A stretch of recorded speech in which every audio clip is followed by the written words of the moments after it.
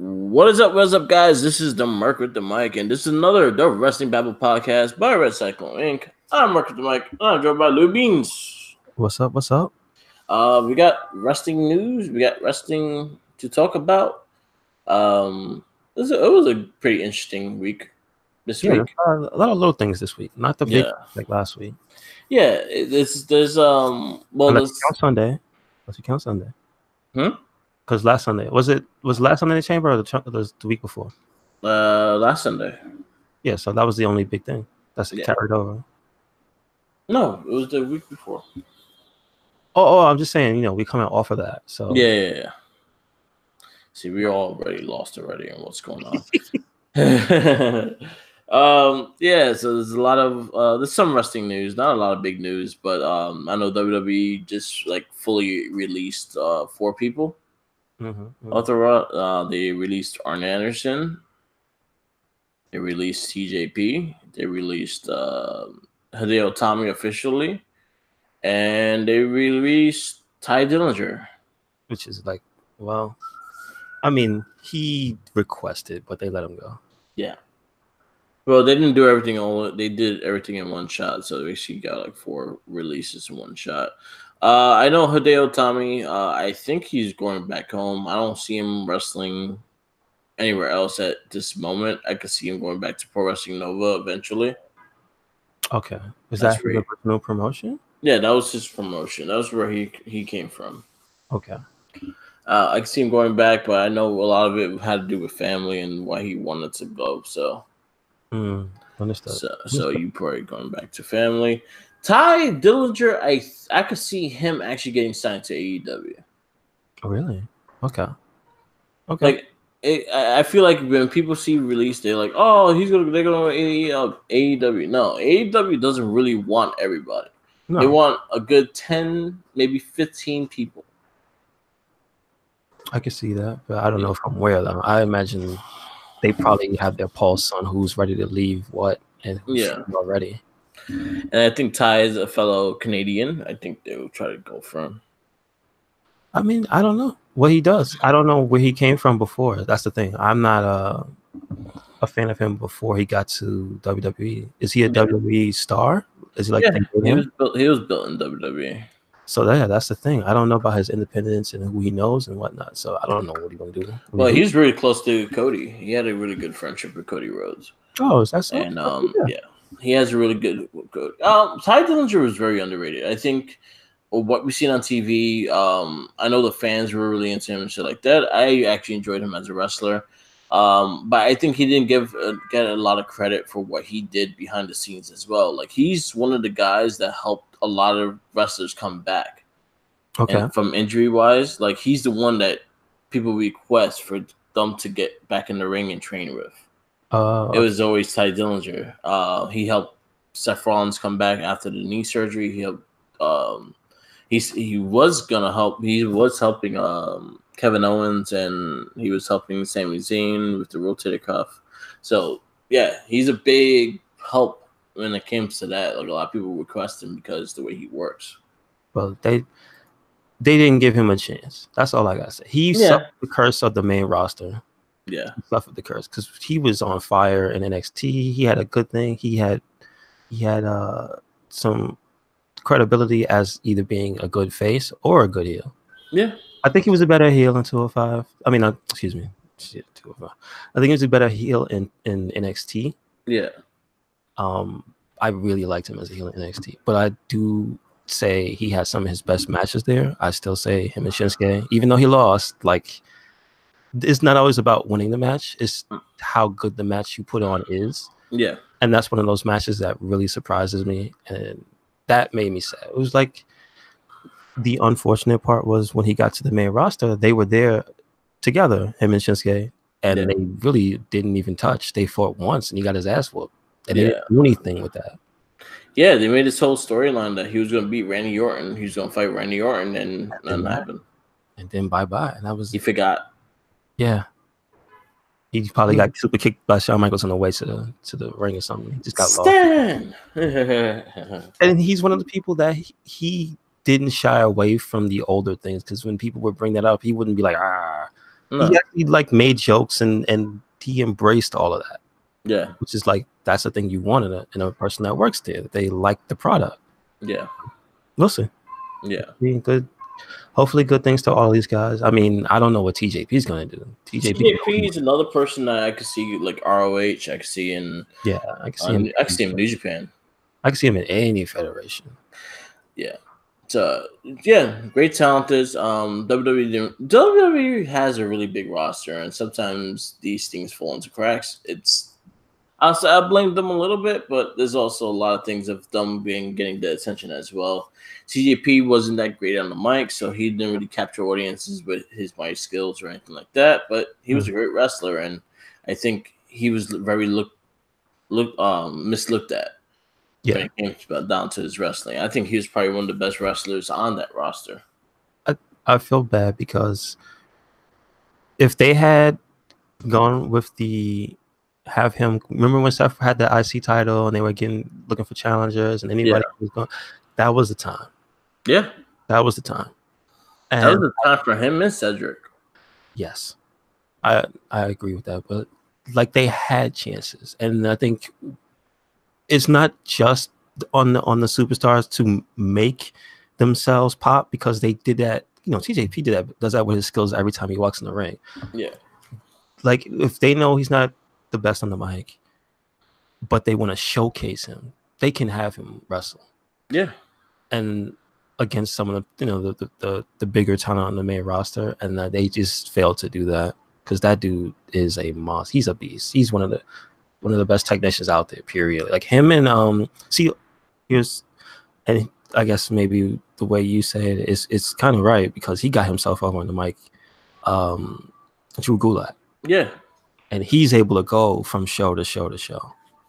Yeah, because he can handle himself as a heel. He can handle himself. He could get the crowd to hate him. He gets the reaction that WWE wants, and I think that's what Drew Gulak does good in. And CHP just couldn't really capture the crowd with him talking. Like he was not good at a mic at all. But he had a good character. He had really good moves, and I think he was one of the best in the ring. It's a shame that they didn't do much with him. I feel like the 205 brand right now, it's kind of getting underlooked because they don't really see it lasting longer than after WrestleMania. Oh, really? Yeah, I feel like it's gonna be integrated into the WWE main roster. Oh, they're gonna get what? Yeah, I haven't seen any of that anywhere because they're breaking up for that tournament. Yeah, we had 2 really good matches this past week on 205. So yeah, we're gonna shut it down. Shit. I think it's just the fact that they just don't. I don't know. I feel like they don't know how to run the damn show. Like. Yeah, they I think they know how to run it, but the way they're running it is not the way you should do 205 Live. Okay, well, let's do you want to do a simulation? Main thing, I honestly, the way 205 Live should have worked was like NXT. Yeah, it should have been billed as like a additional brand to NXT. It could have been a secondary title to NXT. Because a lot of the guys, if you actually really look at the NXT roster, a lot of them are under 205. And they do happen to sometimes pop in. Yeah. 205 as well. So, yeah. I think that's where I think that was the miscue of what they should have done. They should have had smaller crowds and not try to get like sold out arena crowds. Okay. I mean, I see that, but I do think that it did get at least crowd participation, and crowd fan interest when they moved to being before SmackDown. I guess it is. Yeah, but then now they put them right back to the after SmackDown. Really? Yeah. See, I didn't know that. Yeah, that's why it's right after SmackDown again. It doesn't show on like Wednesdays. I remember waiting for Wednesdays to watch it, and now it's back on Tuesday. Wow! Oh shit! Wow, I didn't know that. Yeah, they're doing the old shit again. The one thing that been helping that brand is Adam Pearce. He pretty much took over it, and then he did focus more on the matches itself than the whole what they were doing before. So you actually get a lot of tournament matches, and that's something that was good off of it. But and yeah, him and then Triple H had a lot of say in 205 as well. Okay, gotcha. I mean, that's one of my favorite brands they have. Yeah, I like 205 more than Raw because it's. I think everything is better than Raw. Until recently, Raw has been extremely hit or miss, and now it's just okay. I see where things are going. I see you trying. Bailey and Sasha got the belts. You know what I'm saying? They're making some of the right decisions. I see it, but it's still not there. Yeah. Oh, they're working on it. I hope 205 Live succeeds. Me too. I hope it goes after WrestleMania. But what I've been reading about rumors is that they're kind of like gonna pull the plug on it after WrestleMania. Oh shit, that sucks. Yeah. So I hope not. I like the fact that Buddy Murphy's been champion. I like the matches. Honestly, he's been having some of the better matches than the main roster. Elimination Chamber, that was one of my favorite matches on that card. Yeah, exactly. See, that's what I'm saying. We didn't have a review show. No. Yeah, so we talk about how we felt. Yeah, we did. Yeah. That's what I said earlier. The 17th was last Sunday. That was Elimination Chamber. Yeah. We didn't have a review show. So yeah. We can talk about that. All right, no problem. So we go and have our elimination talk about. Yeah, so that was a big thing. Like I think that was one of the highlighted matches, and it's sad, but let's see where it goes after WrestleMania. A lot of things are going to change after WrestleMania. Yeah, hopefully. Yeah, because it's going to be the big superstar shakedown after WrestleMania. Okay. So that Monday Raw and SmackDown in New York is all going to be part of the superstar shakeup. Gotcha. Okay. That's going to be interesting. Okay. Actually, one person I think I see AJ going to Raw. Okay. Yeah, I mean, why not? Why not? That's like one I know for a fact, and maybe Orton. I can see Orton going to Raw. Okay. But we'll see what happens. Yeah, we didn't. I was trying to think if we did a review show and we didn't do one. And I was like, oh, we talk about everything, so it was like more like I was trying to think of what we did, it gets confusing. No worries. There's a lot of wrestling. Yeah, there's a lot of wrestling. Yeah, so those are the releases that they had. Other than that, I got in this week. I got a belt. I saw. I got the current WWE Championship, not the Daniel Bryan recycle belt. Oh, boo. I got the one he hates, the leather strap and all. Boo. It looks really nice in person. Like I underestimated what the belt looks like until I actually saw it in person. Which particular store did you get it from? I got it from WWE Shop. They actually had a really big discount on the belts, so I got it dropped down to about $200 before I bought it. Okay, so the belt goes for $429. Okay, yeah, that's a big discount. Yeah, so I was like, yeah, I'm gonna do it. This is when I had to open because the fact that I'm going to WrestleMania, I really wanted the belt to buy the side plates at WrestleMania, the WrestleMania side plates. Gotcha. Just because that's the one we're going to, so I kind of want to do that when I get to MetLife and buy it. Okay. Which is easy to take out because if you look at the belt on TV, the screws are on the side of the side plate. Okay. So when you buy the belt, like they have the screws in the back that are connected to the side plate. You have to unscrew it from the back. Gotcha. Okay. Yeah. I'm happy about it. It's a nice belt. It had some good weight. It's slightly bigger than IC. I thought the belt would be bigger. But it is the replica scale, so it has the same exact scale as the real WWE Championship. So if they don't like shrink it or anything like that, so that's actually scale of it. I thought it was slightly bigger on TV. Then again, you got to think about the people that are holding it. AJ and Daniel Bryan are small people, so that belt looks huge. You're right. Yeah. So I was like, all right, but it's a nice belt. Very detailed, very nice, very shiny.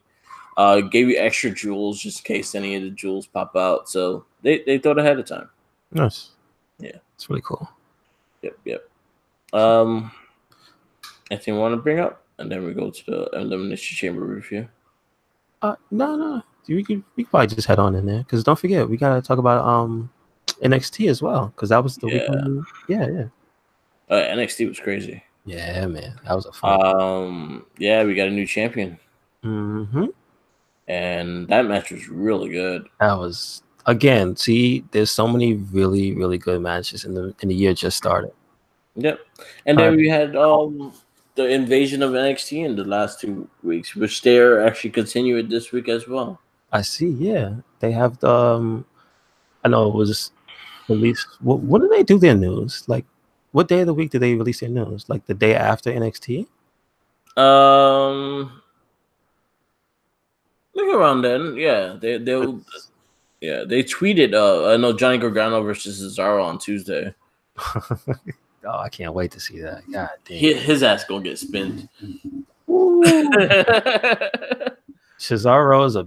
Well, I was telling you last week when they had that tag match. It was like Sheamus is a big boy. Cesaro is also a big boy. Yeah. So yeah, that's gonna be an interesting match. But I saw they had showed, I guess, a preview for the tag match, Ricochet and Aleister Black. Yeah. They're gonna be in tag team action next week. Yep. I mean, this coming week. So that's cool. Yeah. So yeah, they're adding them into the. Yeah, they bring back the news. They bring back the Dusty Rhodes Classic. Yeah, I did see the pictures. Yes. So that's coming back. The Dusty Rhodes Classic is the Rhodes that leads to new tag team champs. Yeah, so the winner of that will get a title shot and a big ass trophy. Okay, cool, good stuff. Yeah, there's a lot of stuff going down. Yeah. So I guess we're going to Elimination Chamber. Mm-hmm. The first match was the kickoff match, Cruiserweight Championship match, Tozawa versus Buddy Murphy. Yes, sir. That was actually one of my favorite matches. Yeah, me too. You talking about that was for you? Was that your match of the night or not? It's very close. Yeah, I actually did like both Elimination Chamber matches. I did as well. Yeah. So I will give that a 4.5. Like I thought the back and forth was great. I thought the pace was great. I thought they had like a lot of time to tell a story. Buddy Murphy is just a fucking beast. I love that guy, man. And then it's Tozawa. I ain't take away from anything from him. I like when he's more aggressive, and I like when he actually shows his skill because Tozawa is really good as well. That dude has pinpoint accuracy with those diving headbutts, dude. Yes, like he is so good. Yeah, I gave that match a 4.5. Like I really enjoyed that match, and that should have been on the card. I would have traded this match to be on the main card for the Women's Championship match. That sucked. Why they gotta do that to Ruby, man? Poor Ruby. At least she had a better match on Raw. She did, but what was it all for? Just to make her look tough. To make her feel better. Like that's not. See, again, this is what I'm gonna say. They one good step forward, 2 steps back. It's like you are making your superstars. This is the Raw side. Yeah. Look bad, and then going back and being like, "Here's a bone." After you beat the shit out of them on a major stage, get out of here. That's not good. I agree. 4.5. That match was hype. And one of the things I was saying that carried over with the Tozawa match is him and Buddy. They have like I don't want to say a small fan base, but you could tell they have the fans' attention. Yeah. And so when they have their moments and Tozawa is trying to power up and go like he's not just doing it to himself. The crowd is there, and the crowd was invested and totally invested, and that made the match way better. So I would give it a 4.5. Yeah. So. Yeah, second match. Second to being the match of the night for me. All right, so the first match of Elimination Chamber was we crowned it the first ever women's tag team champions. Mm-hmm. And I said, and it was the first official match. It was just right into it. Yeah. So it was the Boston Hug Connection versus Nia Jax and Tamina versus the Iconics versus Mandy and Sonya versus Who else? With the Riot Squad, and there's one more, Naomi and Carmella. Mm-hmm. This match was fun. Mm-hmm. It was fun. It got really good towards the ending. I'll say like the last, once they got rid of Nia out the ring, I think the match actually took a bigger step with Mandy and Sonya with the Boston Hug connection. They were pretty good. Yeah. Mandy and Sonya, like those are my MVPs of that match. Yeah. I did like the match. I did call that Nia Jax would be going through that. Of course, that's what she do. Yeah, I was like, yeah, it's gonna happen. Mm-hmm. I was like, you're not gonna even do Tamina. I think Tamina we're gonna fuck it up. But Nia Jax is gonna go into that. She's gonna run into the glass that doesn't break. Yeah. But I did like a lot of the little things. I like the Iconics like hiding in the fucking capsule was fucking hilarious. I like when they even came out though. I like when they came out and the way they taunted everybody, and then they taunted Nia and Tamina, and they snapped. No, it was the opposite. Yeah. When those two came in and they snapped at those two, and they made those really scared. Oh my god, yeah, there's such good characters, and that awesome tag pin they had. Like, there needs to be more events where. What happened to tornado tags? Yeah, they got rid of those. Yeah, they need to do more tag formatted stuff. Yeah, they need to bring some of those back. Like, sometimes some people shine in a chaotic tag environment. Yeah, I think Mandy and Sonya might actually be really good in that environment. I'm just saying. Yeah. But like, you got to see a lot of cool stuff, so I like that. Yeah, I was really happy with the match. Riot Squad has some highlights of jumping off the damn cage. Mm-hmm. Nia Jax pretty much destroyed pretty much half the roster in that ring. Mm-hmm. They're doing Samoa drops. Their Samoa drops are really bad. They don't look like they hurt. I'll just put it to you that way. Yeah. No, Nia's looks like they're hurt. You know why? Because she usually lands them on their side. So basically, that's a bad way of landing. Oh, well. But other than that, it's like she had a strong presence in the ring, and like nothing against Nia Jax, but there's things that she needs to work on. And we'll say this on the show. We said it before. We like Nia, but there's things that she needs to work. I think they still need to let her be a monster. Yeah. And moveset wise. Yeah. They need to work with her on developing her moveset to be not just her running into people with that silly push. Yeah. You know what I mean? Like, there's a lot of things that she still does that just looks like this is just either uninspired. It looks kind of lazy, even though I understand it's some of the stuff is not. It just looks that way. Yeah. They need to develop with her different moves that look more devastating. Yeah, I feel like she doesn't do things that look powerful. Like her moves, like when it's supposed to look like she beat the crap out of someone, it doesn't look that way. Like her striking for a woman that we know can make your face explode, when she's hitting her opponents with working punches, it's just like her working punches are garbage. Yeah. You know what I mean? And then all this bragging about her knocking people out, she still doesn't use anything with that fist. Exactly. So there's a lot of back and forth with that character. But I will say you don't want to end up like Big Show. Yeah. Because he kind of got pigeonholed into that fucking punch. Yeah. Like, I'd rather it be a part of the arsenal, not just the end all be all. Yeah, it should be like something that she brings out once in a while. It's not something that she's gonna do all the time, but the way she has to do it, like she has to catch you. Yeah, yeah. And that's the way she does. It's a sucker punch. It's not a regular punch. It's a sucker punch.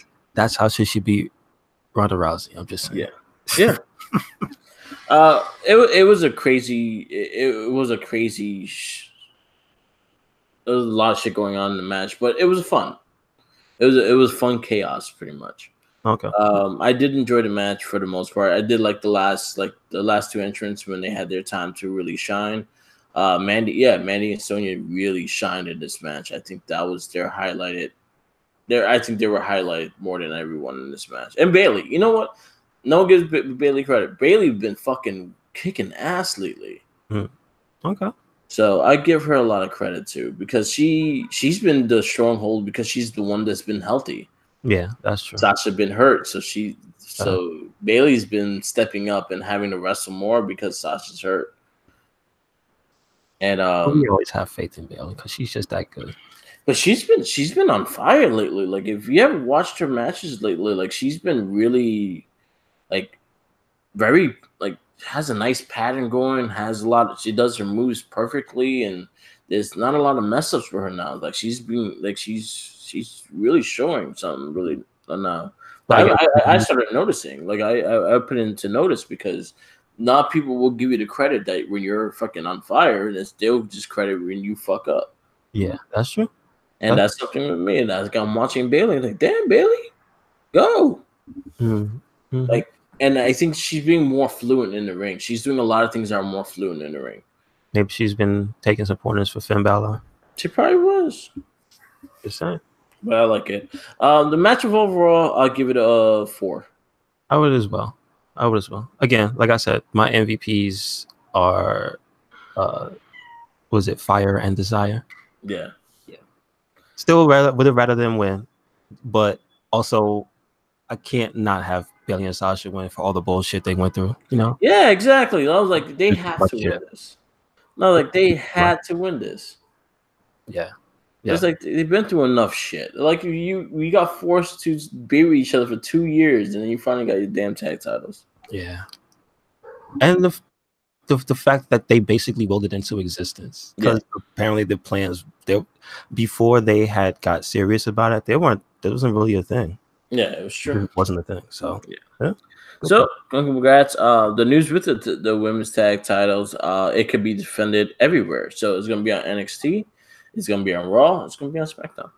That's cool. Because do you know about the thing where they showed up? Is that supposed to be like? That's a couple weeks. That's probably not next week. The following week's NXT. Okay, so that's good. Yeah, so there's a little spoiler alerts out there because they do film early. Yes. Next match. I actually am surprised that I actually really enjoyed this match. I thought I was not gonna like the match, but I really enjoyed it. The Usos versus The Miz and Shane McMahon for the tag team championship. Oh, that was a good match. It was a fun match. It was you know what it was too? It was not just a good tag match. It wasn't just a good Usos match. It was also a good Miz match. Yeah.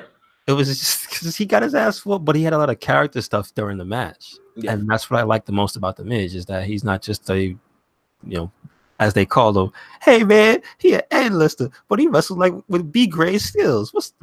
Like I love how the Usos tore him apart. Oh man, this was a really good match. I really enjoyed it. Usos really shine. Shane needs to really stop wrestling though. Mm-hmm. Like I think he was the least of my. Like I didn't really care for him. I was just happy with the Miz. Miz did a lot of work in this match. Yeah. Shane did his crazy shit, but I'm always like, I usually tired of it eventually. Like I'm just don't care for Shane McMahon. I gave the match a 3.75. It was a really fun match. Like I had very low expectations for this match. So me actually being surprised by it, I was really happy with it. I would give it like a 3.5. Yeah. Like if the matches stuff wasn't special, but it was just like it was way better than I thought it would be. Yeah. And the Usos are great. Yep. What can you say? The Usos are amazing. And he just worked his ass off. He got his ass beat, but he made it entertaining. So Yep. Next match, Finn Balor versus Bobby Lashley and Lio Rush for the IC Championship. This is why I knew Lio Rush was going to be the one to get pinned. Because in this match, but I'm very happy that we got a new champion. I'm sad that was the reason he was in the match, to get pinned when Finn Balor's already beaten Bobby Lashley. Yeah, no. Or he's won the match due to disqualification against Bobby Lashley. So I don't understand why they had to, but it's still good because let's not kid ourselves. Lio Rush is amazing. Yeah. And when he's got somebody to really work off of, like he can put on a goddamn show. And I think that was the most entertaining part of this match was the parts where Lio Rush was actually doing his thing. Yeah. Bobby Lashley didn't really get to do much anyway. No. So he really didn't even factor too much into the match. No. I would give it a 3-5. Not my best, not my favorite Finn Balor match. You know what I mean? Not the most memorable match. You know, it just is. I mean, I will say though, every time he does the coup de grace to Lio Rush, I expect him to die. Yeah, that man is too small to be taking that. Jesus. So I really enjoyed the match. But yeah, I had the little flaws with Bobby Lashley. Honestly, I rather have had Lio Rush versus Finn Balor for the IC title. Yeah, that's what I'm saying. Like that's fine. Yeah, that's fine. I don't mind that. But I'm happy we got a new IC champ. I will say their segment, the little division between Bobby Lashley and Lio Rush, the development they had with the skit that they didn't play on the show was better than what they showed on the show on Monday. Yes, I will say. Like, so it's sad, but Bobby Lashley can emote and deliver feeling, but for some reason the way it's going when he's just on the show is not the same. Yeah. So we'll see. But we got a new IC champion in Finn Balor, and I'm actually happy about that. Yeah, he's got some gold. Well, he's got that white leather around his waist. So yes, I'm happy for that. But yeah, I give it a 3.25. Next match, Raw Women's Champion Ronda Rousey versus Ruby Riott. So there's 2 stages of this match. For the match itself, I give it a 1. And for Becky Lynch going relentless on their asses, I give it a 5. Yeah, that her ass whooping was legendary. Yeah, that's fucked up. Those 2 girls got beat the fuck up. Yo, so this is my thing, and I was actually talking to Jackie about it because she was watching the pay-per-view with me, and I was saying, like, look at Ronda, she's not selling, she's not doing a no sell, and then she's trying to get up, which Becky's making. For her not selling, Becky keeps hitting her to go stay down, but she keeps not selling, so she keeps hitting her till she stays down. That's the purpose of her beating her down, is like to beat her down and you move out the way. And the same thing with the other one. No, but she kept no selling and she got fucking cracked in the head. I saw, like, she just kept trying to get out. She tried to use the crutches as a defense. Like, what are you doing? Charlotte just took that ass whooping and rolled out the ring. What's going on? Yeah. And you saw that bruise that Charlotte had on her arm? Oh, that was disgusting. I was happy. She is going to whoop that woman's ass when she sees her. I'm just saying. She's got a boot with Becky's name on it. Like, they may be friends, but if you bruise somebody up like that, trust you, they're going to get you back. Becky, she went relentless. So that was my highlight of that match. But the match itself, again, WWE ought to be ashamed of themselves for throwing one of their most valuable, I think, Raw talents to the lion. And again, you are Brock Lesnar. This is literally what they did with Brock. They just throw you in the ring to catch a F5 to end the match, and that's it. Yeah. There's no consideration for your skills. There was no match created for her to work. It was just go in there and look like a coward, get tapped out. What was all that shit that the Riot Squad was just like hyping her up? They had so much, such a fucking waste, man. That made me mad. That was a fucking 0. That match was a fucking 0. But they actually had a better match on Monday Night Raw. Why couldn't you just had that match on the pay-per-view? Ask the people who write the show.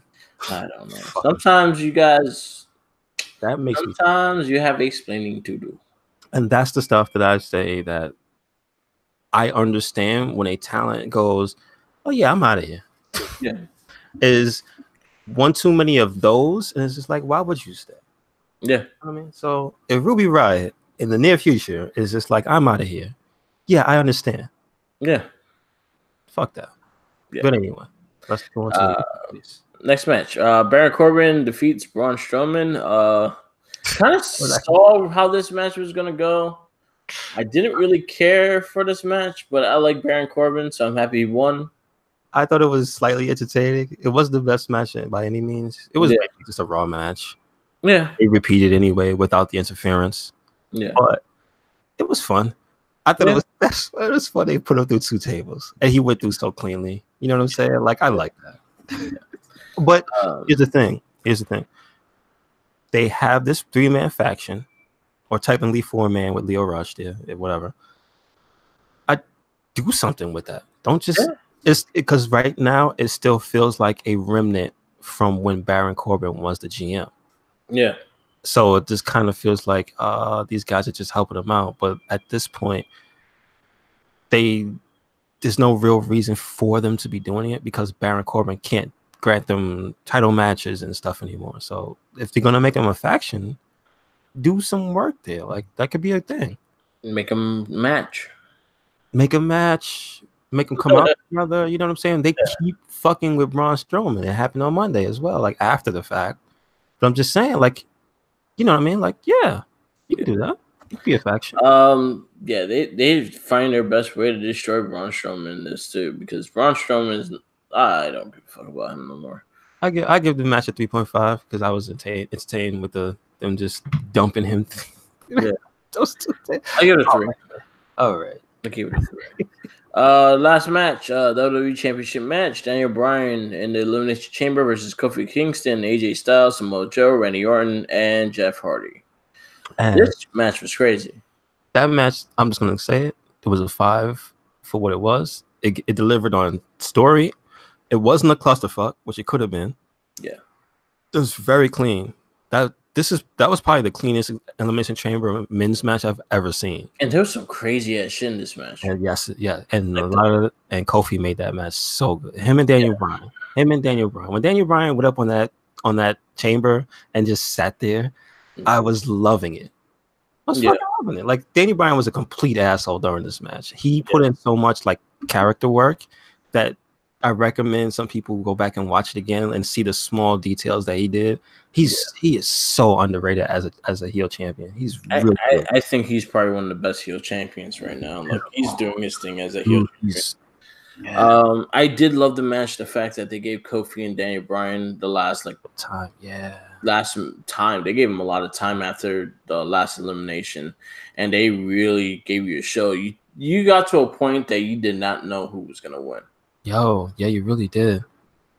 And the crowd was fucking losing their shit. Yeah. I'm not gonna lie, that was emotional for me because I was just hoping Kofi. Me too. Like, I will say, even though he didn't win, the moment when the New Year came and got him, that was like one of the best feel good moments in wrestling in a long time. Yeah, Kofi, get your flowers. Get your flowers. I love Biggie. I love New Day, and I'm happy that they had that moment with him. I really want Kofi to get the title. Like I think it makes the most sense right now in WWE to have Kofi finally win this title. The New Day does not have to go heel. The New Day could be the New Day with him as WWE champion. Yes, and simple as that. Yes. Overall, the match was fucking crazy. Swanton bomb on this fucking that was nuts too. That was nasty. And he landed on his feet. Yeah. Jeff is crazy. Crazy. Jeff is a fucking nut. Some really good spots, some really good storytelling, especially like you kind of see where AJ and Randy Orton's gonna go. Mm-hmm. They're going to line up fight. I think they're gonna have a match in WrestleMania, and you see that happening. You see the building of Kofi Kingston. You see the building. The Jeff Hardy just going insane, and I like the fact that they kept a lot of story into that match too. Yeah. And they did the same thing in the Gauntlet match as well. They did the same thing on this week's 6-man tag with the New Day, and fucking Randy Orton getting caught and fucking. He's like, "You think I forgot?" That shit. I love that. I love that fact that he brought up the past and shit like that. And that's what wrestling is. And Kofi, you need to be WWE champion. I really hope you get it. Yes, please. I would like we were talking earlier. I would love it at Fastlane. Yeah, but I think Kofi has more than earned a WrestleMania moment. Yeah, and he needs that. I think, but either way, I think he will get the WrestleMania moment because I think if he does win the belt at Fastlane, he's staying champion after WrestleMania. And then if he wins, but I think WrestleMania is where you want it to happen. I think WrestleMania, the crowd is gonna go fucking nuts if he actually wins the championship. So, yeah. Weekend wrestling, some good matches. Again, we had the NXT guys come up. I think Aleister Black had a better match on SmackDown than he did on Raw. I agree. Him and Andrade have lots of good chemistry. Yeah. Another really good match. Then you also had Johnny Gargano on DIY, pretty much working as a tag team on both shows. So they beat the Revival. I got a question. How you feel about that? Them beating the Revival. So now, I know they're champions, so they have the credibility.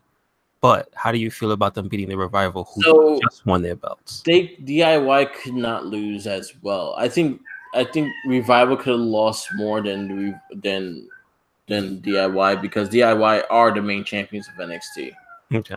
Well, all right. Yeah. So I feel like they couldn't lose either because then you discrediting their belts as well.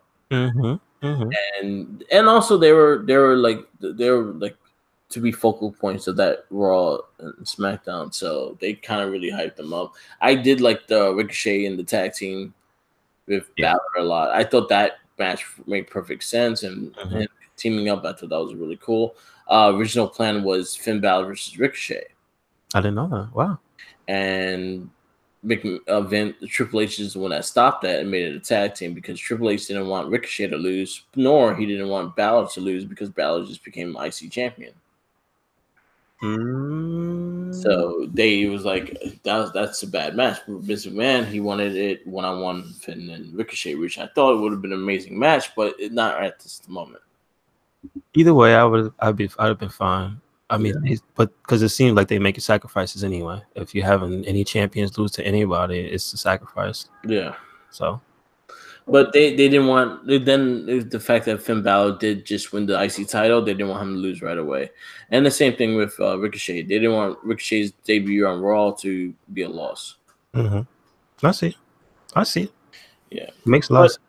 It was fun seeing them. I think they all had their little fair share. They had a really big scare in SmackDown. What giant ass Sheamus, and he didn't hit the powerbomb properly. Like, he didn't get the full turn, and he didn't go down right, and then but luckily he rolled instead of like landing on his legs. He rolled to the side, so he didn't get the full impact on his leg. Because damn, Sheamus is what 300-some pounds, right? Nah, he's 280. Yeah, he's up close to 300. That's a big boy. Yeah, like you saw that night the difference in size. Yeah. When Johnny Gargano and Cesaro were fighting, it was like that's like a young man fighting a grown ass man. Yeah, it's like who's this young upstart? Yeah, but fucking they put on the clinic though. So yeah, but I'm glad he's not hurt. So yeah, I was very happy with the matches they did. I was happy to see them on the main card. But you guys just added some guys from NXT, and you have not really put them on TV. But the ones that you did, we got new dice. Like I don't know. There's something about it. Like you haven't really used any of the other people that in the ring yet. EC3's probably had one match. No, he had 2 matches. Yeah, 2 matches, and he lost a match already. So he won one and he lost one. Yeah. Yeah. He's 1-1. Yo, Dean Ambrose been having me fucking laughing. Yeah, because he doesn't care anymore. Yeah, that shit was fucking. He slapped the shit out of Drew McIntyre. Yo, I was laughing so hard. And then when the whole thing was Seth Rollins, and he was like, yo, are you out of your mind? And he was like, yeah. Yeah, I love it. He was like, he went to Seth, like, all right, where were you? Yes, this is true. That's true. Like stuff are like you that. out of your mind? And he's like, nah, yeah. I'm feeling whatever's going through his head right now. I'm enjoying it. I think he's actually going to be the one to fight Triple H at WrestleMania. Oh, really? Yeah. Oh, okay. Do you think he's really going to go by John and not be Dean Ambrose and stay? Because he was talking about his name on the Major Brothers podcast. He brought that up. Yeah. Little things. And I know Dean is like, he's very intricate with a lot of the stuff. You know, like he's one of those top guys. That's what he does. So yeah. I don't know. Do you think he's not leaving, but yet changing his character? I think he's changing the character for the better. I think he's going to get more control of his character. Mm.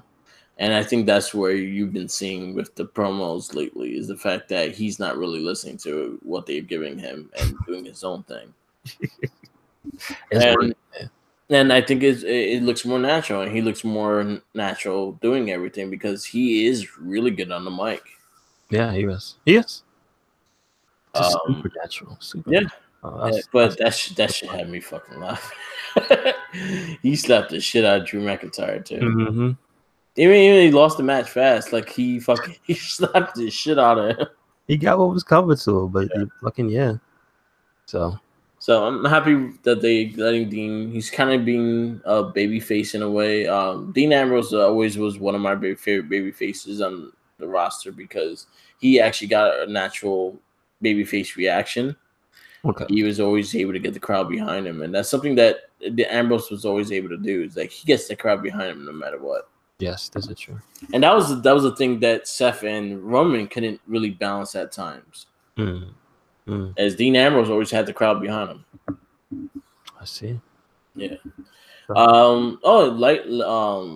Roman Reigns is returning on Raw to give updates about his leukemia. Nice. I think he's maybe 6 months out. Oh, okay. He's back training, so I could see Roman Reigns SummerSlam. When's that House movie come out? I heard March. Yeah, so he's been doing some stuff, which is good to know that he's been up and active. Yeah. So, now he's just recently was able to go fully back into the gym, so he's trying to get big again. Good stuff. Yeah, Roman. Yeah, good to see you. Again, SmackDown had a lot of good stuff. The 6-man tag was great. Again, Kofi Kingston getting a big win. NXT was a big show.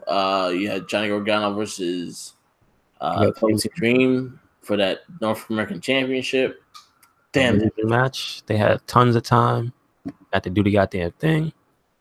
Velveteen did some stuff I've never seen before. He pulled out the John Cena. I'm just gonna call it that. John Cena. That was awesome. There's a lot of like little small touches. I love how Velveteen sets up for like the simple. Like he's one of the few wrestlers that can pull off a double axe handle.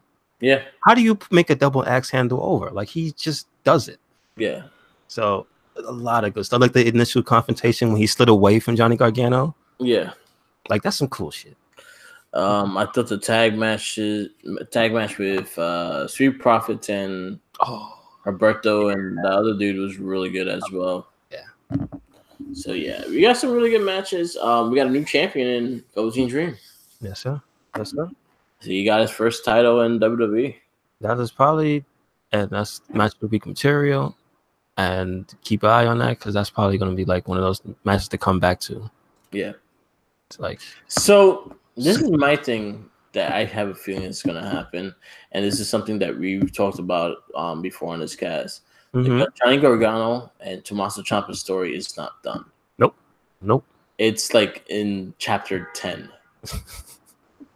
I have a feeling if the Dusty Rhodes thing is happening, DIY is going to tag team on it. Is Tommaso going to remain champ though? Yeah, he's going to be champion. Oh shit. Oh. So I feel like DIY is going to be part of the tournament, and one of them are going to cost the loss. They're going to lose the tournament. So one of them is going to be the one that costs the loss or something like that, and they're going to rekindle that rivalry. I see NXT in New York is going to be Johnny Gargano versus Tommaso Ciampa for the NXT Championship. Oh shit. Okay. And then I think Velveteen Dream's gonna fight Matt Riddle. Really? Yeah. They haven't had a build up for anything. That's 2 months from now. So yeah, that's a while. That's something that I'm thinking that's gonna or a month and a half, really. So just because of the landscape of things. Okay, I can see that. But I could also is Ono gone? No, right? No, he kind of said he's gone, but he's not really gone. Okay. Yeah, so I guess they closed that chapter. So yeah, I think that's gonna be the next person. I can see. I don't know. Is Alistair still staying? I don't know where he's gonna be in position. That he had some character development this week as well. He knocked out not Bobby Fish, Kyle O'Reilly. Oh, that match was really good too. That's the other match I forgot. It was that match. Did you see how good that the selling was though? Yeah, Kyle O'Reilly. Like for Roderick Strong. No. I'm talking about after the interference though. Yeah. Yeah, the match was amazing. Again, let me not skip over the match. The match was amazing. Roderick Strong did his motherfucking thing. Yeah. I love that dude. He is so good in the ring. I didn't see it before, but I see it now. He could be NXT champion. Yeah. He can talk, and he has that thing where he can make his simple moves look so devastating, dude. Just does backbreakers, but they look like they kill you. Yeah. But like after the match, there was character development. You know, the Undisputed Era ran in, and Alistair he basically beat them all up. Yeah. But he black masked Kyle O'Reilly before he could get in the ring, and he just went down. Yep. And did not get up until the end of the beatdown. That's how you fucking do it. Like, I love that. That shit made me so happy. Yeah, this episode was really good and really fun. Yeah. I did not watch UK, so I don't have no updates. All I know is they're building on Pete Dunne and Walter, and I think they're going to fight at New York as well. Are they doing something with the girls? Because I think I'm not 100% sure. I'm not 100% caught up. But are they doing a rematch between Rhea Ripley and... Yeah, and I think that's what they're working on that as well. Okay, cool. Yeah, because again, I'm off. I'm 2 weeks off, so I didn't watch the last 2 weeks. Gotcha. All right. But yeah, so there's a lot of good things, a lot of great things going on in wrestling. A lot of good things going on. Period. I'm actually looking forward to Monday Night Raw tomorrow because you're gonna see the NXT guys back on there, and they're gonna do their thing. Yes. This is the road to Fastlane. Have you got to catch up on any outside wrestling? Elements have been cool. I tried to catch up with New Japan because New Japan had their pay-per-view with ROH for Honor or Rising Honor. I think the pay-per-view was called. Ah, okay. It was this weekend. It was on actually Friday morning. I know the Guerrillas of Destiny versus the Briscoes at the MSG show is going to happen. The Briscoes, they are underrated talent, and if you listen to this past week's Cole Cabana, they were on there because he was doing the second half of his podcast from the Jericho cruise. Yeah, and those dudes are fucking funny. Yeah, they are hilarious. Just talking about how stupid they are hilarious. The dumb shit they've done, they are hilarious. There was like, please don't be surprised if they have their own like reality show, because just watching them do dumb shit is probably going to be hilarious. So you saying that they're going to have a match with the Guerrillas of Destiny? I'm looking forward to that. Yeah, it's going to be at the MSG show, and they just announced that the MSG show is going to be aired on the New Japan World Network. Oh, nice. Okay. So you get to see it, and that's on Saturday, the day before WrestleMania. For sure. So much wrestling to watch. So much. There was a little development with AEW. I don't know if you heard of last time the Lucha Brothers beat the shit out of the Young Bucks, and this week the Young Bucks, they got their payback. They jumped them at I think it was at not AAA event. It was like AA something, AAW, I think it was. Yeah. So it's good to see that they continue with their storylines and stuff. So that's cool. Yeah. I am hoping for the best. May is not that far away, so that's when we're gonna see it. Yeah. Awesome. Yeah. Yep. AEW's about 3 months away. Okay. But I think they're gonna do little things here and there just to keep it in people's minds. I did listen to the interview with Tony Khan, which was interesting. Like he is a big wrestling fan. That was the Jericho interview? Yeah. Okay. That was really interesting way. And this is when I was talking to you about like how many people they want on their roster. He doesn't want a big roster. He wants maybe max 10 to 15 people. And that's including tag teams. You mean left to get? No, they already have people in total. What do you mean, like the entire federation, only 10 people? Like he wants to build upon 10 to 15 people. Oh, he's like, you'll get new people eventually down the road, but you want to build upon the 10 people that you have first. Okay, interesting. And that makes sense. And he have more than 10 people though. Well, no, not 10 wrestlers. I think they have more than 10 like altogether talent. Yeah, between the coordinators, the backstage people, and all that stuff. So yeah. And then not all of them are officially signed on there too. Like if Pac is only doing that one appearance, he's not signed to AEW. That's interesting. So yeah, they continue that thing as well. Yeah, Pac had the via satellite attack on Hangman during a different press conference. Yeah, where he interrupted him again. That was the thing that happened. I think it was last week. Oh man, did you see him versus Walter and he popped his finger back in? Excuse me? Yeah, fucking Neville broke his finger and he popped that shit right back in. Wow. Like how? All right, so I think he did a moonsault on Walter or something like that, and he landed wrong, and his finger was crooked. He looked like he was pointing the other way, to the left with his finger. That's how bad it was cracked. And you see him grab his finger and whack that shit right back in. Yeah. So it was dislocated, or did he break it as well? It looked broken. It looked like it was off the limb. Like it was sideways. So, but after he popped it, did it stay, or did it like? No, it stood. He was just holding it, but it stood, and then he taped it. It looks so painful. It reminds me of Sabu. The Sabu with the duct tape, fucking taping his jaw. Yeah. Ugh. Man. So yeah. There was a lot of good podcasts this week. Yeah. I got to hear, besides the Cole Cabana, I got to hear the Sam Roberts, which had Sergeant Slaughter, which there's a lot of information if you didn't know. Didn't know Sergeant Slaughter is technically the one who invented entrance music. Yeah. By bringing a tape to Vince, I think Vince Sr. Yeah.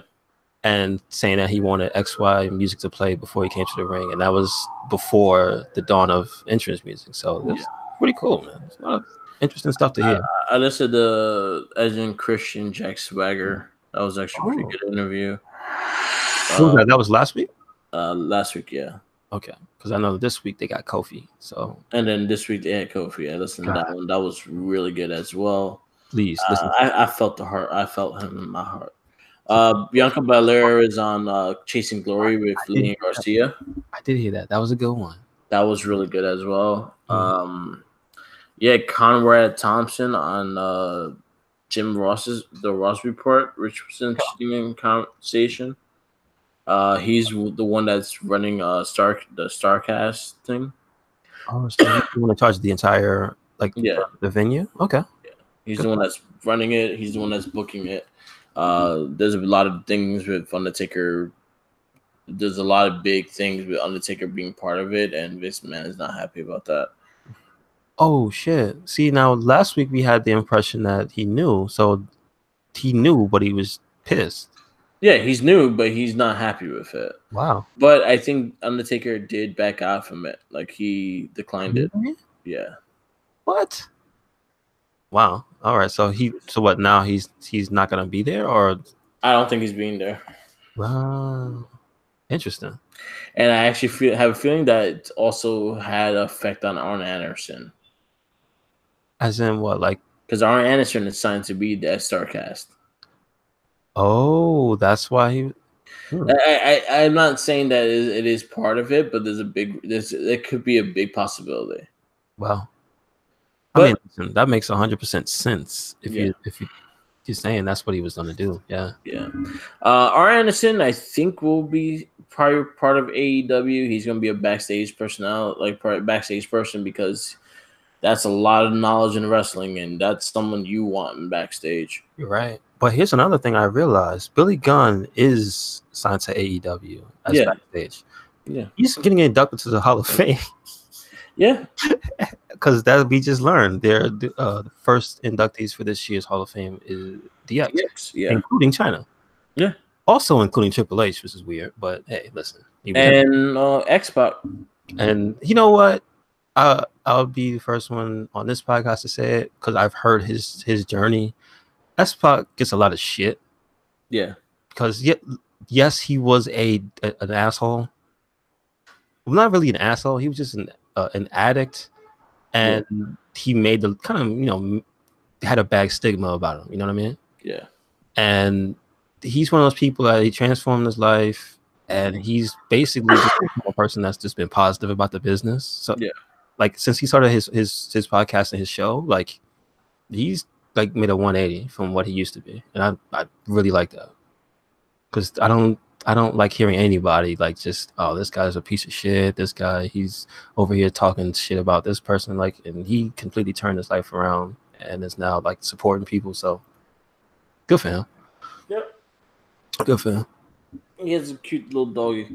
Oh really? Oh yeah, I did see the picture of his little dog. Yeah. I will say, not for nothing, 1-2-3 Kid was one of my favorite wrestlers back in the day. Yeah, I love the 1-2-3 Kids. I actually think the Xbox deserves to be on his own. So hopefully one day he will get his own one. Mm-hmm. Or unless they actually are inducting them individuals as well. That would be cool. Would be cool. Yeah. But yeah, DX was announced. There's a big rumor of Christian and Bam Bam Bigelow will be in this year's as well. Wow. Bam Bam. Holy shit. Because he's in New York and he's from Jersey. I get you. I'm not against it because I like Bam Bam. I like Bam Bam too. Like, I saw his ECW stuff after the fact. Mm-hmm. I know that's a bulk of where his stuff was, but I liked him in WWF and I liked him in WCW for a little bit that he was there. So yeah. Bam Bam was always good. He was a very underrated big guy. Mm-hmm. And he was one of the first ones doing that fucking moonsault at his size. Yeah. Like, crisp. He wasn't one of those shitty moonsaults. Him and Hugh Morris could hit that moonsault for real. Yeah. They were like, really Hugh good. Morris is a dick, but he could hit that moonsault. Yep. So, good. That's good. That's real good. Anything else? No, we caught up pretty much on most of the stuff I saw. So yeah. So we're gonna I will say, you know, I did catch up on some Impact stuff. So I saw the little rivalry between Tessa Blanchard and the I forgot the lady's name. Valkyrie? Yes. No, not Valkyrie. She had another lady. Well, yes, it was because of Valkyrie, but she had interrupted a women's match. I think it was this past week. Yeah. And she beat up both of the girls and threw them out and stuff. So like, they going crazy. That dude Killer Cross, he looks like a beast. Yeah. Like, you ever seen him? He's pretty good. Yeah, he's like this, but I like his gimmick of he goes to a state where he doesn't feel pain, so you just whooping his ass and he's just no selling. Yeah. But you know, he eventually comes out of it and you can beat him and whatnot. Like, but I kind of like stuff like that. When you're using it as a character trait, I kind of like that. So him and Moose had a thing. Yeah. Getting better. Moose is hit and miss for me. I don't like Moose. Not at all? No, I'm not a fan of him. I think I know he can be better, but he has a charm about him for me. So yeah, I don't like him. Mm-hmm. I tried. I don't like him. Impact is fun. Again, Lucha Underground people that kind of really steal the show for me. Mm-hmm. Okay. But yeah, so we're gonna wrap this up. This is the Wrestling Babble podcast. Definitely give us a like and subscribe if you're listening. Follow us on all our social medias. We have Red Cyclo Inc. on YouTube, Instagram, Twitter, Facebook, WordPress, and SoundCloud. Yes. And then you have myself, Mike. We also have on YouTube, SoundCloud, Twitch TV. I've been streaming a bit lately, so I did get to see. What was the game? I watched it last week. The one you put up. Crackdown. Yeah, so I got to see you go through some of that. So yeah. That's what I say. It looks like Crackdown. So I'm like, all right. Not bad. Yeah. So yeah, Instagram, Twitch TV, Twitter, SoundCloud, and Instagram. Follow me, Mark with the Mic. We do have a Morphin Cast for you coming up, and then we also have the Get Spread Rare podcast coming up next. Yes. Stay tuned, and always remember, sandwiches. Follow Jenkins. Also, don't buy Anthem.